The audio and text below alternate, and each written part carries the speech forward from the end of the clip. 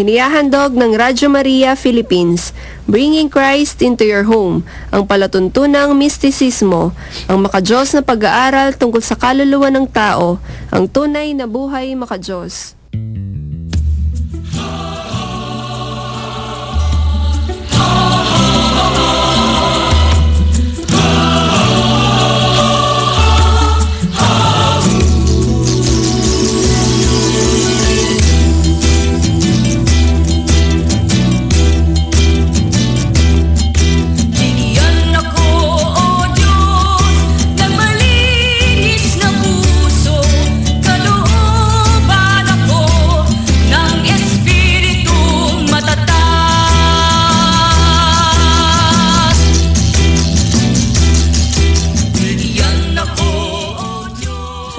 Pakikinig po sa inyong lahat, mga minamahal naming taga-subaybay ng Radyo Maria, Bringing Christ into Your Home.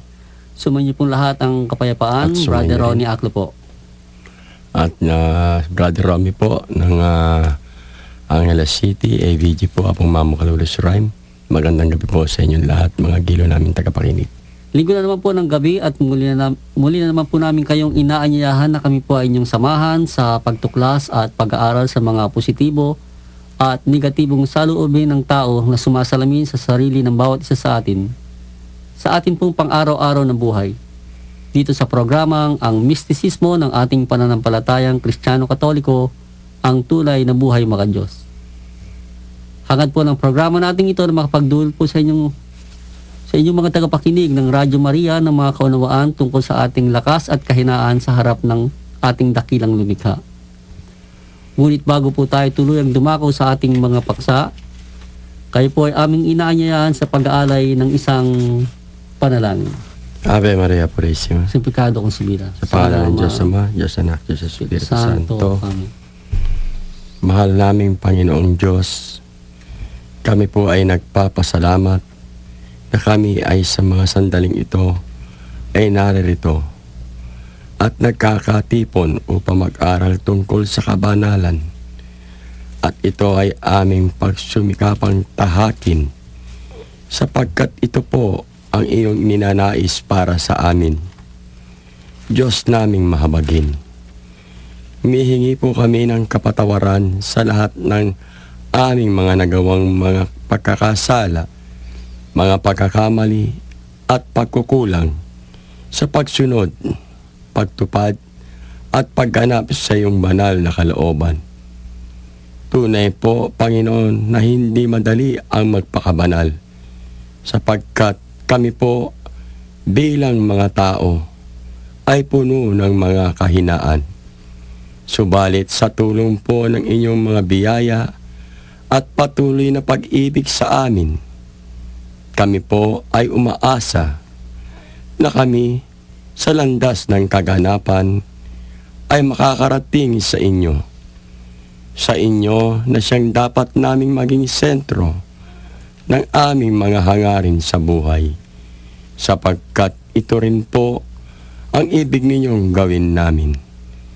Nawa, Panginoon at aming Diyos, kayo po ang manguna sa aming tinatahak na landas sa ngalan ng Radyo Maria, upang kami ay makapaglingkod ng ganap sa aming kapwa nang naaayon sa iyong banal na kalooban. Ang lahat ng ito ay aming hinihiling sa pangalan ng aming Panginoong Jesucristo, na kasama niyo at kaisa ng Espiritu Santo, magpa sa walang hanggan. Amen. Mahal na Inang Birheng Immaculada Concepcion, Patron ng Pilipinas, ipanalangin niyo po kami. Sa ngalan ng Ama, Sa mahal ng Ama, ng Anak, ng Espiritu Santo mo. Amen. Amen. Maraming salamat, Brother Romy, sa ating pong panalangin. At narito naman po muli ang inyong mga abang lingkod sa Himpapawid upang kayo po ay handugan muli ng ating pong mga pag-aaral tungkol po sa ating mga saloobin bilang tao po na nagtataglay ng lakas at kahinaan sa harap ng ating dakilang lumikha. At narito po ang ating makakasama ngayong gabi. nag-excuse po yung ating isang kapatid na si Sister Marjorie sapagkat meron pong konti pong karamdaman siyang dinaranas. Ano po. At sa ngayon po, sa gabi pong ito, pagtsagaan nyo na po kami dalawa ni Brother Romy, mga minamahal namin, mga taga-subaybay. Ano po. At ito po naman aming pagsisikapan na kayo po ay aming mapaglingkuran sa abot po ng aming makakaya, mga minamahal namin, mga taga-subaybay. Sa tulong po ng pagsubaybay po ng ating mahal na Inang Maria at ng simbuyo po ng Espiritu Espiritu Santo, Santo sa tahanan po ito, sa impilang ito ng ating mahal na Ina, kami po ay umaasa na ang biyaya po ng mga kaalaman at karunungan ng ating dakilang lumikha ay ipagkakalob po sa inyo sa mga paksa po na ating tatalakayin. At bago po natin yung buksan po yung paksa natin sa gabing ito, atin pong bigyang tanaw ano po yung nakaraang paksa, Brother Ronnie, yung anong paksa natin nakaraan? Kabutihang loob. Opo. Yung pinaksa natin yung nakaraan po. Ano bang maikukwento mo sa kabutihang loob na yun, Brother Ronnie? Yung babalik tanawin natin. Yung isa nga po, yun sa Corporal Works of Mercy. Po. Na nakapaloob yun. Yung kabutihang loob na yun. Yung pakainin yung nagugutom, damitan yung mga walang damit. Patuloy ng mga walang... Patuloy ng walang tirahan. Dalawin ng mga... Dalawin po yung mga may sakit. Karamdaman. Yun po. Isa yun sa mga... Kasi halimbawa, kung ilalagay mo kasi sarili mo, ikaw yung may sakit. Oo. Tapos may dumalaw sa'yo. Iba yung mararamdaman mo eh. Oo, diba? Para kang gagaling ka. Saya. Oo, diba? At yung ligaya. Na may dumaramay eh. Diba? At may hatid tulong kasi, diba nga po, nung nakaraan, nung pinaksa natin yun, sa ano po naman, ebanghelyo ng 3 hari na dumalaw sa ating Panginoon at nag-alay din naman ng mga regalo. Di po ba? Yung 3 pantas, ano po? Yung 3 pantas na dumalaw sa Panginoon noon. Sa kabutihang loob, may dala-dala po silang mga regalo para sa ating Panginoon. Kamanyang, mira, at saka ginto. Siyempre, ang loob ni Mama Mary nung sumaya siya kahit na... kahit nasasabsaban yung anak niya. Medyo sumaya. Dito sa isinilang, sumaya yung loob niya dahil ito yung 3 pantas. Pero mo, sino yung anak niya para puntahan ng mga mararangal na tao na yun. Para magbigay puga yung 3 haring pantas na yun sa bagong silang na sanggol.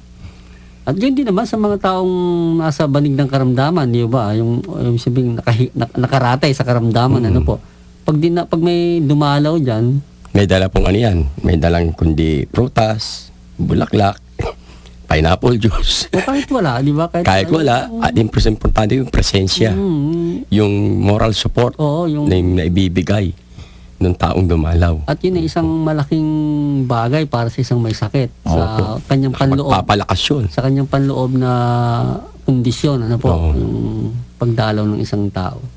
At ganyan din naman, yung mga pagkain o pagbibigay ng pagkain sa mga nagugutom, ano po. O yung mga nagugutom. Yung mga nasa kapaligiran po natin na minsan nakikita po natin yan eh. Literal. Literal na ano, na may mga kapatid pa nga tayo na bumababa pa ng buntok para humingi ng umamot ng konting biyaya sa mga taong meron din naman. Yung mga kapatid natin na ITAS. Dahil pag Pasko, no? Pag Pasko talaga bumababa po sila eh. Dahil yun naman ibang mga kababayan po natin, dahil sa kabutihang loob din po naman nila, nakapag-aabot po sila sa mga kapatid natin. At saka, umbaga yung mga kapatid nating mga katutubo, kaya bumababa talaga sila ng bundok dahil alam nila na maraming mga taong may taglay-taglay na kabutihang loob na maring may mga generous na tao na talagang nag-aabot po para sa kanila. At saka tayo, sabi nga bilang isang tao, nakakita tayo ng mga ganyan. Hindi naman matigas ang loob natin para hindi natin abutan kahit na ano lang yung mga kapatid nating katulad ng mga katutubo na dumadayo sa ating komunidad. Pagka hindi man Pasko, kahit hindi Pasko, merong talagang dumarating yan sila dyan. At kung meron lang po tayo may iabot, hindi po natin iabot para sa kanila, di po ba? Sige, wala talaga silang kakayahan para maghanap buhay na katulad ng paghahanap buhay natin ng mga nasa ganitong lipunan. Ano po, sila sa bundok sila eh. Sabi nga po, share your blessing.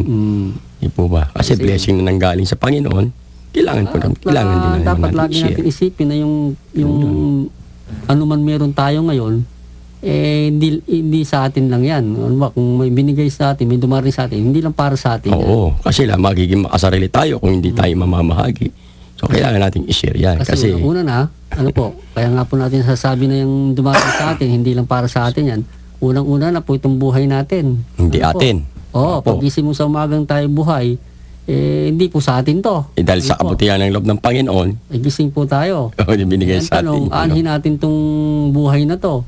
Bakit tayo binuhay? Siguro para po sa kabutihang loob na maging daluyan po tayo ng kabutihang loob niya para sa iba. Para sa iba. Kasi siyempre, ang kalooban ng Diyos, ang kabutihang loob ng Diyos, hindi naman direktang babagsak sa tao yan, di ba? Siyempre, merong daluyan. Ano po? Daluyan. Kasi po, kung ano man po ang gawin natin sa ating kapwa, gawan natin ng kabutihan na loob, para na rin po natin ginawa sa ating Panginoon. Kaya nga po sa ating pong pagsilang, paggising, no, ito na po yung umpisa na tayo ginagawang kasangkapan ng Diyos po sa kanyang kabutihan. Kasi sabi nga po, pagsikat pa lang ng araw, ang walang hanggang kabutihan ng Diyos, sinasabog na niya eh. Oo. Walang sinisino diyan, sabi gano'n. Kaya kailangan malaking salo mo. Oo. Diba? Lahat. Maaga ka Kay para masama makasalo siya, ka ng biyaya. Brad. kay masama siya, kay mabuti siya. Oo. Binibigyan ng Diyos yan. may binibigyan niya. Wala siyang sinisino, walang pinipili. Kaya kung tayo, isa sa mga kinakasangkapan para maging tagapagsabog ng biyaya ng Diyos, napakalaking indulhensya po yun sa atin, mga Tapos din naman mga tagapakinig. Ano po? Hindi po ba, Brother Romy, kung tayo maging kasangkapan ng Diyos para maging daluyan ng kanyang kabutihan loob sa iba, Bakit hindi, Brad? napakalaking karangalan, na maging blessing na rin sa atin yan eh. At itong buhay nga natin na sa paggising natin sa umaga, taglay-taglay natin itong hininga na to, napakalaking kabutihang loob na ibinigay rin sa atin ng Diyos para ito ay ating gamitin para sa kanyang kabutihan. At yan po yung ating pagbabalik tanaw po sa paksa natin nakaraan, mga minamahal na yung mga taga-subaybay. At sa atin pong papaksain sa gabi pong ito, muli po nating bubuksan yung ating pagtalakay sa panibagong paksa. At ito'y pamamagatan po nating ang pagtitiis. Pagtitiis. Pamilyar ba kayo, Brother Romy, sa pagtitiis? Lagi po natin pinagdadaanan sa pang-araw-araw na buhay po natin. Hindi natin po masasabi, hindi natin pinagdadaanan yung pagtitiis na yan. Ang pagtitiis, po. Sabi nga, ito'y binibigyan po natin ng malalim na termino, po. Kasi merong pagtitiis, merong suffering, di ba? Opo, meron. Yung suffering, mga paghihirap yan, di ba? Pero yung sinasabing malalim nito at sabi nga, punong-puno ng kahulugan, itong salitang sacrifice. Sakripisyo. Oo, sacrifice. Opo, sacrifice. Sabi, the act of giving up something that you want to keep, especially in order to get or do something else or to help someone. Yan, yung kaya natin isakripisyo. Yung isang bagay na yung may gusto tayo. Yung gustong-gusto nating bagay, kaya natin isakripisyo para sa iba. O tayo ay makagawa ng isang sakripisyo para sa iba.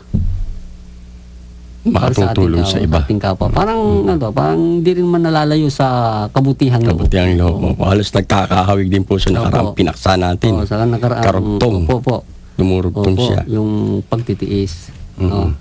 Kaya lang, itong pagtitiis, sabi nga po, bilang isang nabubuhay po sa ating pong komunidad, paano pa, Brother Romy, paano ka bang nakakaranas itong pagtitiis na to? Pagtitiis, unang-una po, kung sa pagbabatayan po sa pang-araw-araw, kapag may dumadapo sa iyong karamdaman, di ba? Bawa, di na po ka ng isang sakit, wag naman yung maglubas. Siyempre, yung mga mababaw lang. O, isang pagtitiis po yun eh. Ngayon, yung pagka meron namang isang tao na nagkaroon ng mabigat na karamdaman at may tutulong ka, halimbawa po yung nangailangan ng dugo, diba? Isang pagtitiis din po yun na sinasakripisyo mo eh. Yung sarili mo para makadugtong naman para sa iba. Oo, napakalaking bagay yan. Kung Bawa, titingnan nangailangan natin. siya ng dugo. At pwede rin naman yung dugo mo na magkatugma naman doon sa dugo ng tao. So, parang masasabi natin, isang bahagi ng corporal works of mercy, pangkatawan, pero Oo. napakalalim na sakripisyo, ano po? Opo, kasi Dugo yung iaalay dugo, natin. kung makakadugtong ng buhay, di ba? At isasakripisyo mo yung dugo mo. Kaya lang, dapat magkatugma. Kasi pagdating sa dugo, talagang sinasala po ng gusto yan kasi hindi naman ganun kadali kapag nag-donate tayo ng dugo. Tapos, yung isa pa nga po, yung halimbawa kung sa pagdating naman sa material na bagay, halimbawa po yung sa pera, bawa yung lumapit sa'yo, nangihiram dahil emergency, kailangan niya na, ikaw naman, may itatabi na may pinaglalaanan ka rin. Dahil tigit buhay yung... Oo, na may Tinatabi, pinaglalaanan ka rin, ano? pero handa mong isakripisyo yung pera na yun para lang doon sa tao na lumalapit upang humingi ng tulong mo dahil sa emergency pangangailangan niya. Nga po. O kaya nga po yung nabanggit niya, maganda yun ay sa pagdodonate ng dugo. Dugo. Oo. Kasi itong ating himpilan, merong, di ba, merong time na may panahon tayo, o tigit pagka, hindi ako nagkakamali, panahon ng anibersaryo natin, Opo. meron tayong sinasagawa donating. Bloodletting na ano, Oo. na sinasagawa pagdodonate ng dugo. So, ayan, napag-uusapan po natin yan, Brother Romy, dugo sabi nga, larawan ng pagtitiis, dugo Oo nga rin, po, dugo. Dahil, Hindi ba? Kaya nga yung ating Panginoon Kristo nakabayubay sa krus, matinding pagtitiis kasi katakot-takot dugo ng dugo po yung tumulo sa kanya. Kaya pagtitiis kasi may dugo kakibat na, ano po? Opo. So, pero sabi nga po, yan po yung isa sa mga tungkulin natin, ating komunidad, na kung tayo po mayroong kakayahan naman, mga minamahalay mga taga-subaybay na tulad ng napag-uusapan po natin, ano po, yung pong pagbabahagi po ng mga o pagdodonasyon ng dugo, ano po, kung tayo po mayroong kakayahan, fit po tayo para mag-alay po ng ganyang klaseng ng sakripisyo para sa ating kapwa. Na makadudugtong ng buhay para sa iba. Yan po, karugtong nga po ng buhay, ano po. Wag po tayong mag-atubili, ano po, na gumawa ng isang sakripisyo. Nakaya din lang po ng ang ating pangangatawan. Yan po yung nakapalo po sa isang bahagi po ng sakripisyo. Sabi nga po, to do something else or to help someone. Yan, yung makatulong tayo sa ating kapwa na mga nangangailangan. At higit yung mga, kasi yung dugo, minsan ginagamit yan sa mga charity, di ba? Yung Charity po. mga walang kakayahan bumili o bumili ng dugo, ano po. Yan iniimbak sa mga institusyon, ano po, ng Red Cross, halimbawa. Red Cross, ano po, para po makatulong tayo. At sa atin naman pong buhay pampamilya, ano po, ayan, yung mga pagtitiis ng isang magulang, yan, mga minamahalay mga taga-subaybay, ano po, kung kayo man po ngayon ay nakakaranas ng mga problema sa pagtataguyod po ng pamilya, ayan po yan po yung sinasabi nating sakripisyo at pagtitiis. Ako, Brad, ang madalas na nagsasakripisyo sa loob ng tahanan. Sa nakikita ko po sa mga naging na pagmasdan ko, ang unang po nagsasakripisyo diyan ang ina ng tahanan. Kasi halimbawa po sa pagkain na lang, lalo na doon sa mga kapos.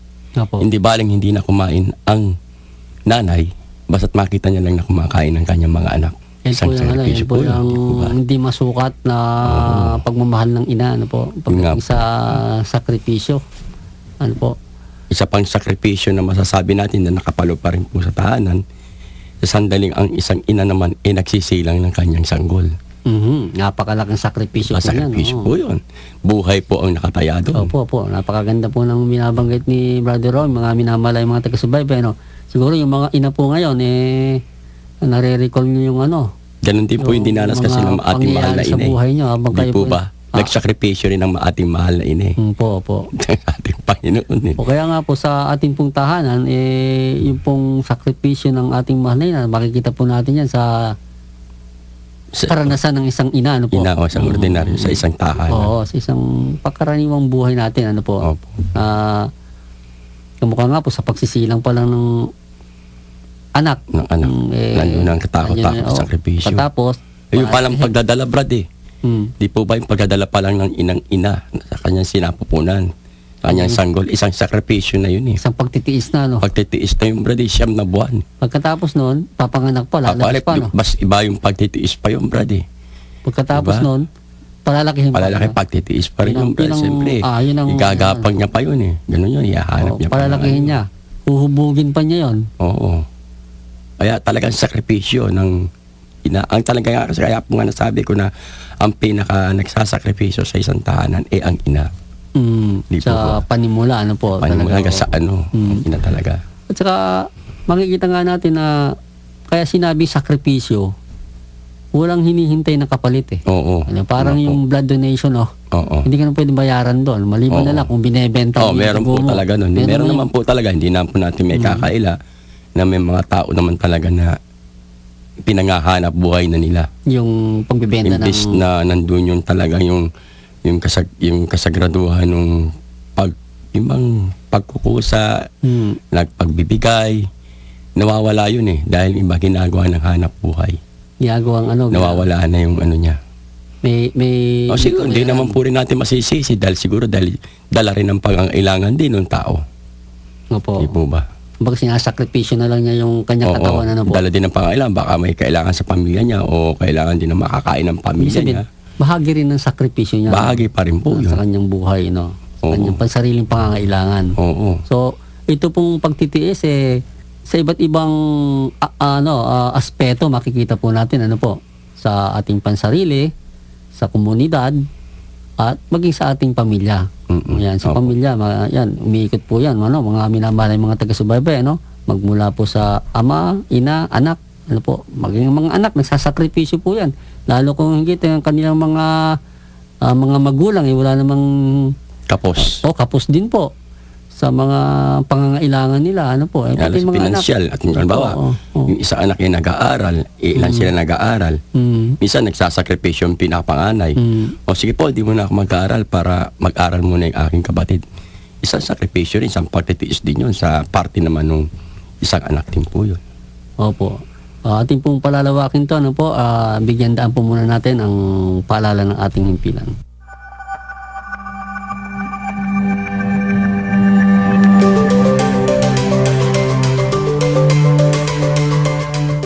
Kayo po ay inaanyayahan naming makiisa sa pagmimisyon ng Radio Maria. Para po sa inyong pakikibahagi, maaari pong mag-abot ng inyong tulong pinansyal sa pamamagitan ng mga sumusunod na bangko. Sa Metrobank, ang account number po ay 102-310-229-223-6. At sa Bangko de Oro, ang account number naman ay 370-000-2437. At sa Metrobank Dollar Account, ang account number po ay 102-210-200-660-1. Welcome to Radio Maria Family.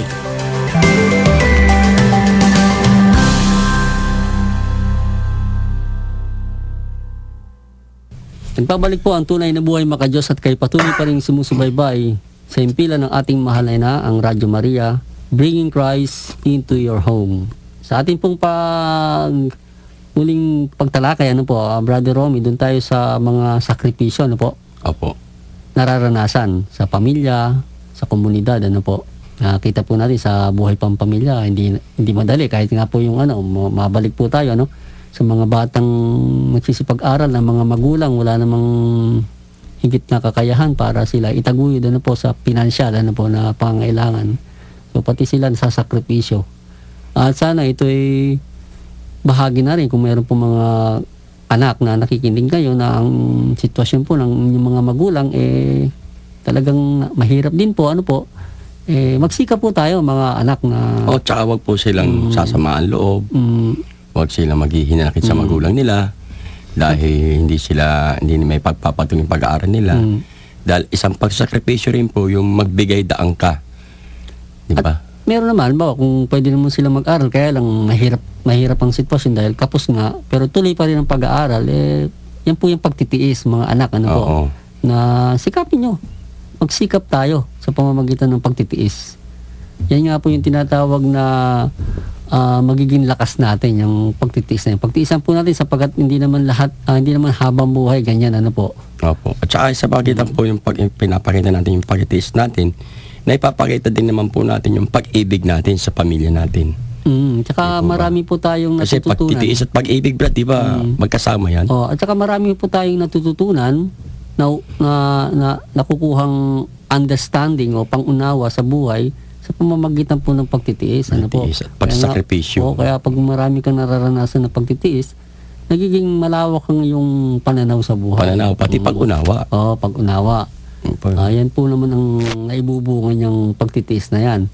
At sa ating nga pong tinatalakay na pagtitiis, ito po yan, yung pagtitiis na yan.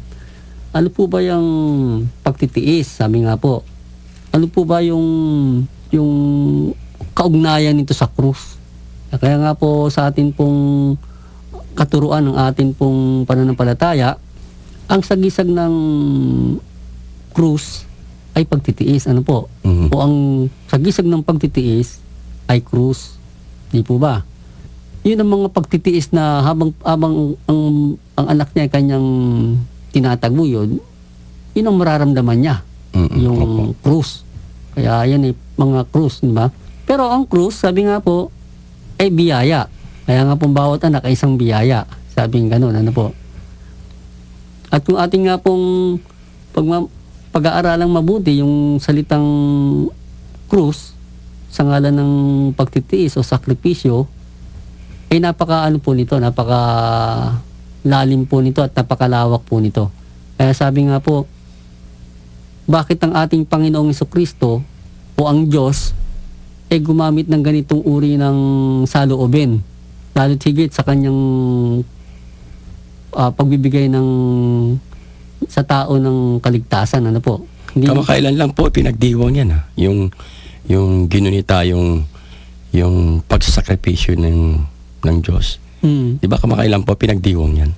Yung itim na Nazareno.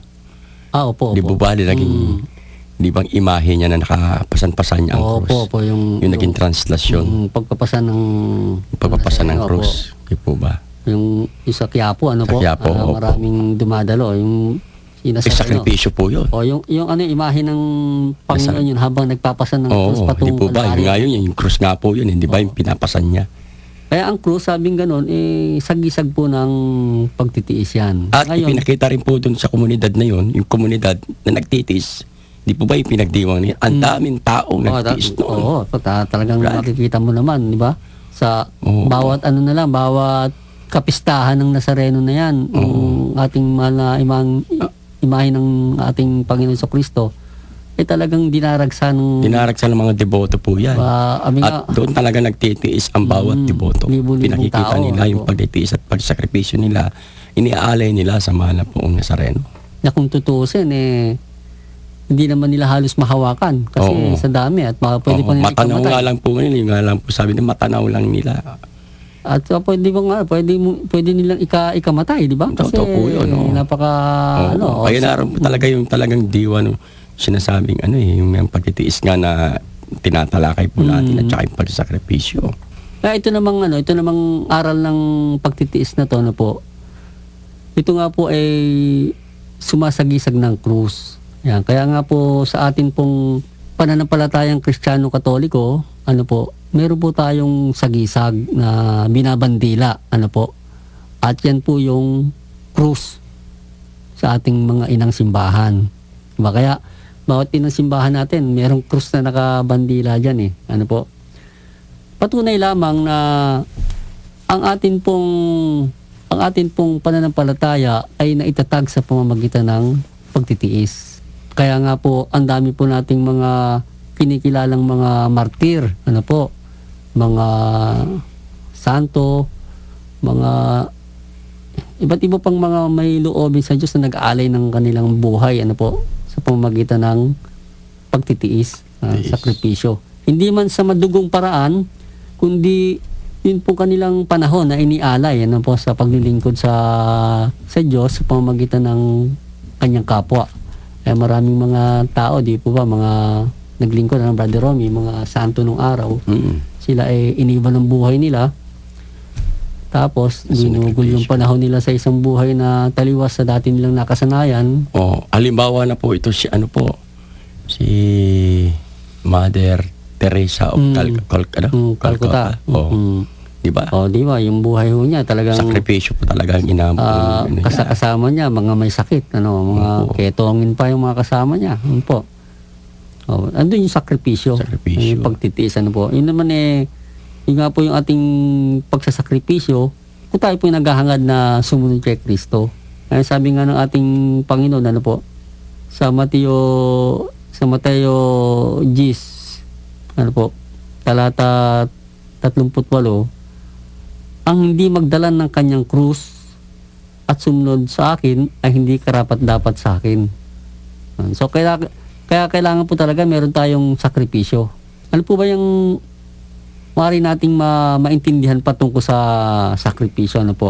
Yung sinasabi natin ito yung krus. Ano ba kahalaga dapat yung krus na dala natin? Kaya sabi ng Panginoon, ang hindi magdala ng kanyang krus at sumunod sa akin. Ibig sabihin, meron po talaga tayong dapat na danasin ng mga sakripisyo kung nais nating sumunod sa kanya. Kasi kung ang buhay po natin, mawawalan po ng sakripisyo, ay maaari pong mawawala po tayo sa daan ng ating Panginoong Kristo. Sino mang hindi magdala ng kanyang krus at sumunod sa akin, ay hindi karapat-dapat sa akin, sabi ng Panginoon sa kanyang. Meron pa isa yung brada, di ba? Meron pa isa. Ang sino mang nais sumunod sa akin, pasanin ng kanyang krus. Ayun, parang ito rin yan. Ganun din sa yun, Ebanghelyo kasi ng nagkakaiba-iba sa Ebanghelyo ni Marcos o kaya ni San Juan. Kaya naman dito po sa sulat ni San Pablo, sa unang sulat ni San Pablo sa mga taga-Korintyo, sinasabi po niya na sapagkat ang aral ng krus ay kamangmangan sa mga napapahamak, ngunit sa atin na nasa daan ng kaligtasan, yan ay lakas ng Diyos. Mga minamahal ng mga taga-subaybay, ang mga sakripisyo po na ating nararanasan ay hindi po yan baliwala. Kaya lang po, ang kulang nga lang po sa atin, basta't nakaranas tayo ng hirap, parang ang nakikita na natin, hindi na si Kristo. Nawawala na yung, dahil sa tayo nga po, dala po natin yung krus, hindi naman krus ni Kristo. Po? Oo. Di ba, maraming klase ng krus. Kung hindi naman krus ni Kristo madadala po natin, kami nga po nasasayang lang yung ating mga pagsasakripisyo. Kaya kung tayo po nagkakaroon po ng nararanasan ng ganyan, isama po natin si Kristo sa anumang nararanasan natin sa buhay natin. Para maging magaang. Opo. Para maging maging karapat-dapat yung krus na pasa natin. Opo. Kasi kung tayo nakakaranas ng pagtitiis, habang nagtitiis tayo, mura tayo ng mura. Hindi natin malaman kung kanino tayo nagagalit. Mainit ang ulo. Oo. Lahat napagbubuntunan. Hindi po natin masasabing ang pasan-pasan po nating krus ay krus ni Kristo. Po. Kaya marami po, wala masasabi po natin, di ba, Brother Romy, meron bang taong ligtas sa pagtitiis? Wala. Lahat. Lahat, di ba? In general yan Kaya kailangan alam natin kung paano natin papasanin. Alam natin kung ano yung pinapasa natin. At alam natin kung ano yung pinapasan natin. At kung kanino yung pinapasan natin. Oo, yun nga. Yun ang kailangan nating malaman do. Kasi minsan, ang pasan-pasan pala natin, krus lang ni ganito. Hindi naman pala krus ni minsan nga, Kristo. sinasasabi, wala akong pakialam sa problema mo. Problema niya, may problema. Meron akong problema pang sarili. Parang ganun pa yun Diba? Kumbaga, wala pakialam sa krus mo. Meron ako sariling krus na pinapasan O kaya nga po, itong ating tinatalakay, Brother Romy, di ba, napaka interesting nito tungkol sa pagtitiis. Opo. Kasi maraming nakakaranas ng pagtitiis Kaya lang, ang nagiging epekto, sa halip na tubuan ng pangunawa sa puso, Sa halip na tubuan ng pag-asa sa kanilang kaisipan, Opo. alaala sa Diyos, ang nangyari, pabulusok sa impyerno yung ano eh. Kasi po, nagkukulang sa panawagan eh. Oo nga po, yun nga po. Nagkukulang sa yung, panalangin. No, siya po yung magpapalakas eh. Di po ba? kaya nga po, yung sinasabi to, ang aral ng krus ay kamangmangan sa mga napapahamak. Yun nga po. Ngunit sa atin na nasa daan ng kaligtasan, sabi ni San Pablo, yan ay lakas ng Diyos. Naas natin sa magitan ng panalangin eh. So, Siyempre, kaya kung yun tayo po yun. nakakaranas ng anumang mga sakripisyo, ano po, mga minamalay, mga taga-subaybay, mga pagtitiis, lakipan po natin ang espiritualidad. Huwag po tayong magalit sa sarili natin. Ano po? Huwag po nating gawing tila impyerno ang buhay natin sa nararanasan nating mga kahirapan. Kundi bagkos, ikapit po natin ang ating sarili, ang ating pamilya sa paglapit sa Diyos. Opo. Para yung pong nararanasan na hirap natin ng mga sakripisyo ay nagiging krus ni Kristo. Taas lahat natin sa Panginoon. Oo, yun. Sabi nga. Yung pala nagiging krus ni Kristo yung pasa natin. Mhm. Hindi yung kani-kaninong mga krus yung pinapasan lang natin. Baka pinapasan lang natin yung ating yung krus natin sa ating makasariling damdamin, ano po. Kailangan kung ano man po nararanasan natin, isama po natin si Kristo. Ano po.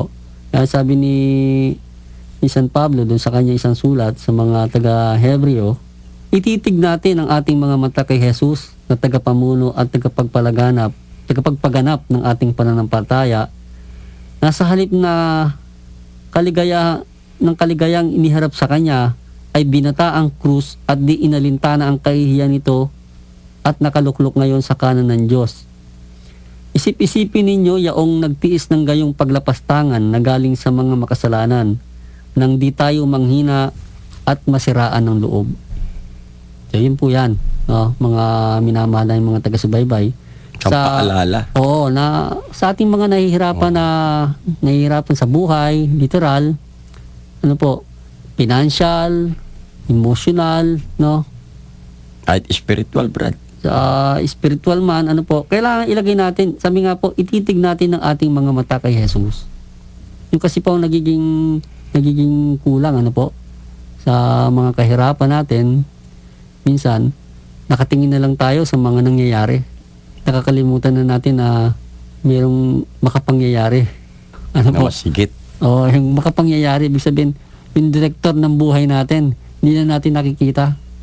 Tumitingin na lang po tayo sa mga eksena ng buhay natin, kaya po yung mga nararanasan nating hirap, minsan, sinisisi na lang natin ibang tao, minsan naman sarili natin. O kung minsan naman, lalo't higit, merong sinisisi ang Diyos. Ay, oo. Totoo po yan. Lalo na yung mga mabibigat na pagsubukan ng dumarating sa buhay.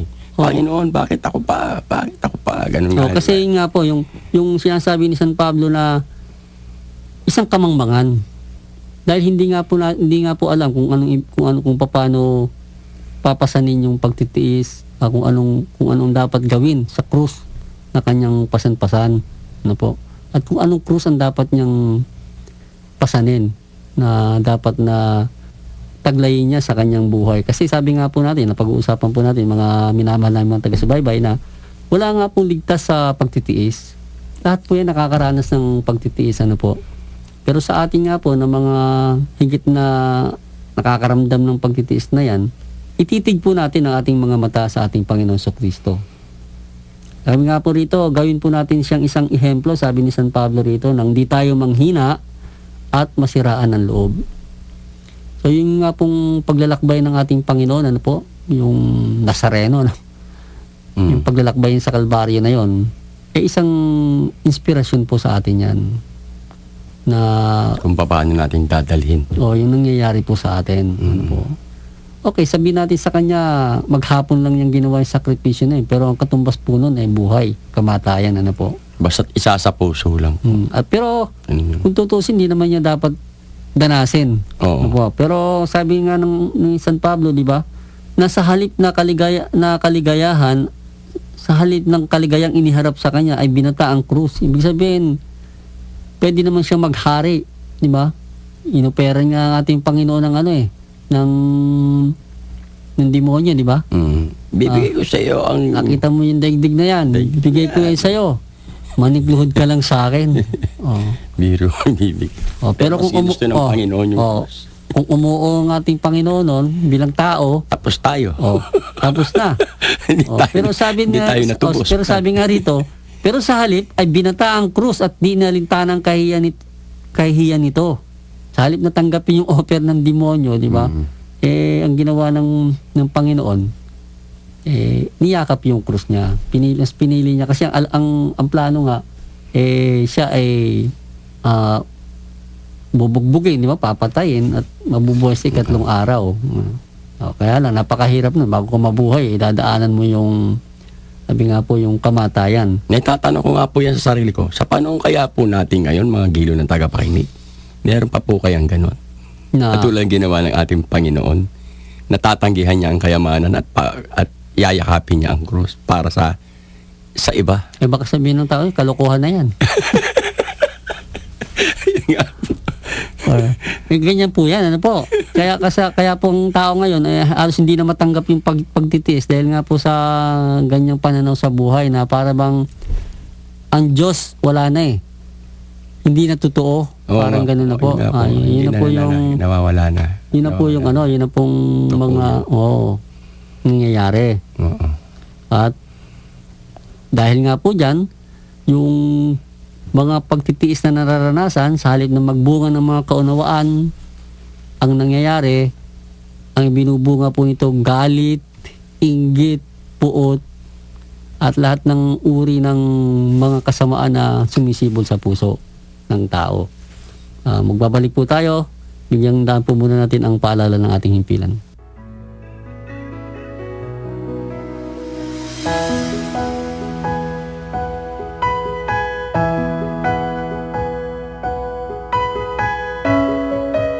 Ito po si Father Irvin Pio Caliente from the Diocese of Rockford in Illinois. Taga-Tarlac po ako.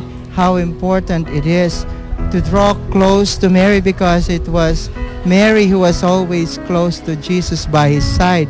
And by always being with Mary, we are assured that we are always with Jesus.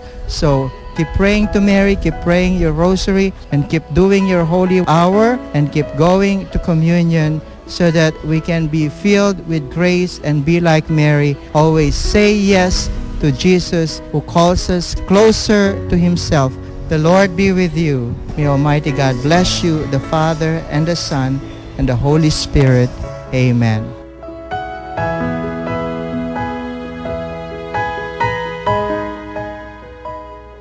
Nagbabalik po ang tunay na buhay makadiyos at kayo patuloy pa rin sumusubaybay sa himpilan ng ating mahal na ang Radyo Maria, bringing Christ into your home.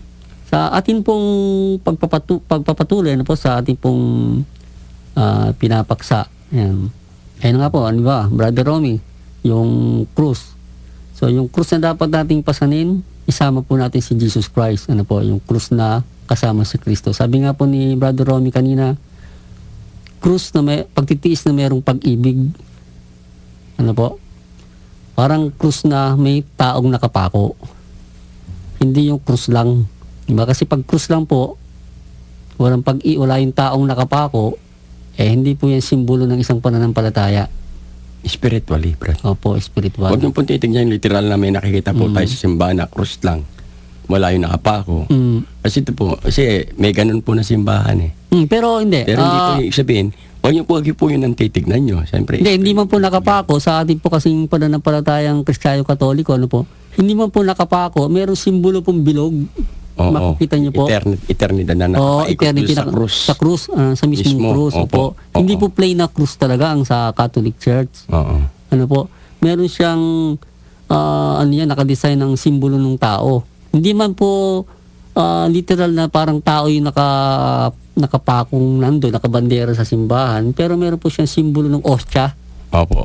Meron nga po. Ayun po yung sumasagisa. Parang po sa pinako. Hindi po tayo yung katulad ng mga krus ng mga kabilang sa mga ibang denominasyon. Kasi baka hanapin nila Brad yung crucifix tapos nandun si Jesus Christ. Hindi po.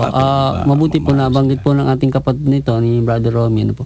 Sa mga simbolo po kasi natin sa pananampalatayang Katoliko, ang krus at ang tao magkasama. Kaya lang, hindi naman po parang forma laging tao na andun. Oo. Minsan, ostya po. Ayun po, yun Bilog, nga po. Para mas malinaw po sa Oo. inyong mga giro ng tagapakinig po. Sa ibang denominasyon po naman, makikita po natin, meron sila krus lang. Basta lang krus, plain. Mga ibang Christian denomination. Kasi po nga, kaya ako muna nabanggit yun Sir Bro, dahil doon po nga po sa Angeles, doon nga po sa shrine. Mm. Although crucifix po siya, pero wala na siya yung nakapako. Mm. Pero nandun nga po yung sinasabi ninyo na Oo. simbolo ng Tao. tao. Yung may simbolo cross naman. siya. Oo. Kasi meron po siyang ganun doon sa Opo. pinaka-crucifix niya. Nakapaikot So, doon. yun po nga hanapin talaga yung nakapako Opo. doon. Kaya, Yung pong simbolo ang Opo. pagtaka natin maigi. na nababanggit po natin yan para po mailagay po natin dito na ang ating pong krus na papasanin ay dapat po sakripisyo ay gawin po natin alang-alang sa Diyos. Iukol at ialay para sa Panginoon. Opo, lalo sa isang magulang, sabi nga po tayo misyonero dito sa mundong to. Unang-una na po sa ating pong buhay pamilya. Yan na po mga unang-una nating dapat na pinagtutuunan po ng ating misyon bilang isang magulang sa ating tahanan para sa ating mga anak at iba pa po yung sa ating komunidad. Ano po? At ang mga tungkulin na yan ay hindi po sa atin nanggaling yan, kundi yan po ay ipinagkaloob sa atin ng ating Panginoong Diyos. Kaya naman kung tayo po ay bilang mga magulang po dyan, mga minamahal mga taga-subaybay, ano man po ang inyong nararanasan, mga kahirapan, mga alalahanin sa buhay, mga bigat na pinapasan, mga pinagdadaanan, ititig po natin ang ating mga mata kay Jesus. Yan po ang bilin ni San Pablo, nang di tayo manghina at masiraan ng loob. At higit po sa lahat, yung pong pagdarasalan ng Santo Rosario. Opo. Yan. Napakalaki pong may tutulong po para sa atin yan sa mga nagpapasan po ng mga krus sa pang-araw-araw. At Makapagbibigay gaang po yan. opo, at higit sa lahat, yung pong atin pong patuloy na paglapit sa banal na Santa Misa o Santa Misa, Santa Banal na Misa, pakikinabang- ang pagdalo po sa mga pakikinabang. Santa Misa.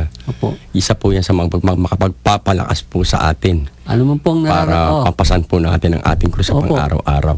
Ano man po yung nararanasan natin na hirap, pagsibikapan po natin kahit pagapang po, makarating po tayo ng pagdalo ng Santa Misa. Misa. Opo. At yung pagdarasal po ng Santo Rosario, hanggat magagawa po natin makapagdasal po ng Santo Rosario hingi sa po ng- pang-araw-araw, gawin po Humingi po ng natin. panalangin sa ating mahal na ina. Panalangin po sa malin na malaki pong maitutulong yan para sa ating pang-araw-araw na pamumuhay espiritual. At sa banal na komunyon, tayo po nailalagay po natin, ilalagak po natin doon yung ating pakikibahagi sa pagtitiis ng ating Panginoong Jesucristo doon po sa ating mga nararanasang pagtitiis. Yan. At isa pa pong makagagaang sa pagdadala po ng ating krus na pinapasampo natin ay yung tayo po magpasakop sa kumpisal. Opo. Makagagaang napalaking ginhawa po yan, makagagaang po talaga sa atin yan. Hindi man po natin nakikita literal yung epekto pero sa ating Mararamdaman po loob. natin. Opo, Mararamdaman nyo po mas na i-unleash nyo po lahat yung nasa loob ninyo. Napakagaang po ng pagpapasa ng krus Opo. na mararamdaman ninyo. Opo. Kaya yun po yung ating pong nararanasan sa ating pong buhay. Paggising pa lang po natin sa pagmulat pa lang po ng ating mga mata, sa paggising po natin sa umaga, hindi po yan masasabi nating ang buhay puro saya. Puro saya. Yun nga po kayo na pa nga iniisip yun Kasi pagka malungkot o pangit na yung pangyayari sa ayaw na. Puro gusto na lang masaya. Oo. Para mo na rin tinatanggihan yung krus dun O kaya naman po iniaral ng ating Panginoong Jesucristo itong aral ng krus, aral ng pagtitiis, dahil nga po ang tao, nasa pagtitiis po talaga ang tao. Kaya may pera po siya, kaya mayaman po siya, kaya mahirap po siya, dukha siya, ang pagtitiis po na andyan. Ang krus na andyan. Yung nga lang po, kailangan po natin isama ang ating Panginoong Jesucristo sa krus na ating pinapasan, para ito ay maging, sabi nga, nasa biyaya ng Diyos. Di po ba, Brother Romy? Opo. Ang pagtitiis na nasa biyaya ng Diyos. Nasa Kasi biyaya ng meron kasing klase ng pagtitiis na wala naman sa biyaya ng Diyos. napakasayang naman po ng ating mga iniipon na sakripisyo, tapos wala rin naman sa biyaya ng Diyos. Ano po?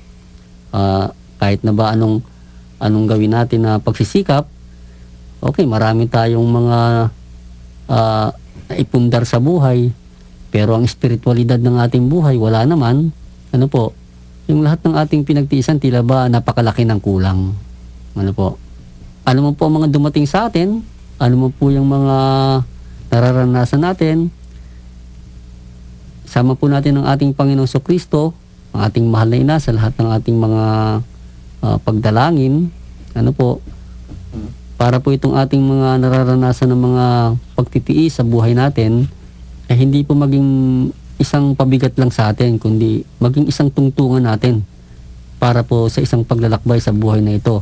Sapagkat ang buhay po natin na ito, na atin pong tinataglay, ay isa pong paglalakbay na hindi po natin alam kung kailan matatapos. Ano po? Pero meron pong katapusan ang lahat.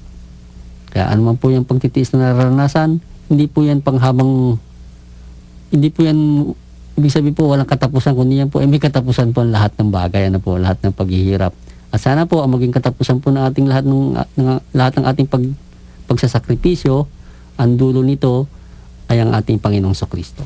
So yan po mga minamahal mga taga-subaybay. Ano po, Brother Roy, may dadagdag pa kayo sa paksa natin? Yan po, dagdag panalangin. Halimbawa, may halintulad ko po kasi yan, sa isang taong nalulunod, kailangan mong kumapit sa kahoy. Ang krus kahoy, siya makapagliligtas sa iyo. At ang krus ay siya po rin makapagliligtas sa atin. O ang pagtitiis ay magiging kaligtasan po natin. Opo. At bago po tayo magtapos, basahin po natin ito isang pagbabahagi ni Sister Merly. Ano po? Mayroon pa tayong oras. Ano po? Meron ba? Sa pagbabahagi po ng ating kapatid na si Sister Merly, ito po sinasabi niya. Lahat po ng tao ay may pagtitiis, sapagkat ang modelo ng pagtitiis ay ang ating Panginoong Kristo. Siya'y nagtiis alang-alang sa pagmamahal niya sa atin.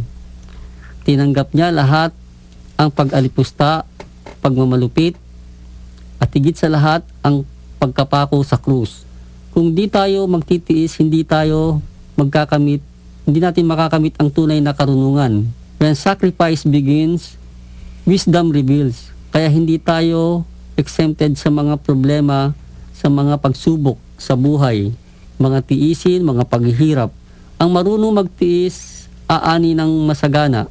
Hindi basta bumabagsak, marunong siyang magdala ng mga problema o pagsubok sa buhay. Ang paglalakbay patungo sa langit ay may kalakip na pagtitiis. Ang pagdarasal ng Santo Rosario ay isang malakas na pag-aalay ng ating mga tiisin sa buhay. At ito'y nakakagaan sa lahat ng suliranin sa buhay. Huwag po nating kalimutang magdasal, magpasalamat sa Diyos na lumikha ng sanlibutan. Ayan, yan po ang pagbabahagi sa atin ni Sister Merly, ng San Rafael, Tarlac. Maraming salamat, sis, sa inyo pong pagbabahagi na ating programa.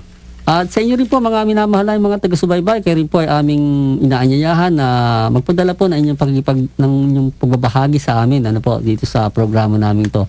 Ito po ay programa po nating lahat, hindi lang po para sa amin, Kaya kayo mo po ay may karapatan din pong mag-text sa amin ng inyong pong gustong maibahagi po sa paksa ng pagtitiis. At ito po ay aming babasahin dito sa aming pong muli pong pagtatanghal ng aming programa. Maaari po kayo mag-text sa amin dito sa programang Mistisismo sa pamagitan ng mga numerong ito. 0921 5050 442 at 0926 339 6402. Ayan po, mga minamalay mga taga-subaybay, Pwede po kayong magpadala ng inyong o mag-text sa amin ng inyong mga pagbabahagi tungkol sa mga paksa po namin. At ang paksa po natin ngayong gabi na ating pong tinalakay ay ang pagtitiis. At muli po, sa ngalan po ng programa ng Mistisismo at sa kabuuan po ng mga nagtataguyod nito at sa kabuuan po ng Radyo Maria at sa mga maantabay po sa amin, Kami po ay nagpapasalamat. Sumayin niyo pong lahat ang kapayapaan. At sumayin niyo rin po.